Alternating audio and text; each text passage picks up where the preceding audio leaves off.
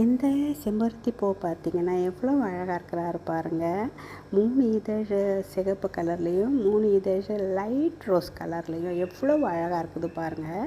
இது முதல் முறையாக இந்த மாதிரி பூத்திருக்குது. இந்த செம்பருத்தி செடியில் எப்போதும் எப்படி பூக்கும்னா, மேலே காட்டுறேன் பாருங்க. லைட் ரோஸில் நடுவில் நல்ல சிகப்பு கலரில் இருக்கும். இப்படி தான் இது வரைக்கும் எல்லா பூக்களுமே பூத்துட்டு வந்தது. ஆனால் என்னமோ தெரியல, இந்த ஒரு பூ மட்டும் வித்தியாசமாக 2 கலரில் பூத்துருக்குது. அது பார்த்தது எனக்கு ரொம்ப ஆச்சரியமாக இருந்தது. இது முதல் முறையாக இப்படி பூக்குது. இதுக்கு நம்ம இந்த தேனீக்களுக்கும் பட்டாப்பூச்சிகளுக்கும் தான் நன்றி சொல்லணும். இது அவங்களோட வேலையாக தான் இருக்கும்னு நான் நம்புகிறேன்.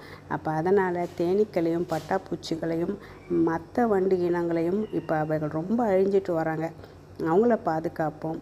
அவங்க இருந்தால் தான் நமக்கு காய்கறிகள், பழங்கள் இது மாதிரி எல்லாமே கிடைக்கிறதுக்கு அவங்க தான் முக்கியமாக பாடுபடுறாங்க. அப்போது மரம் வளர்ப்போம், செடி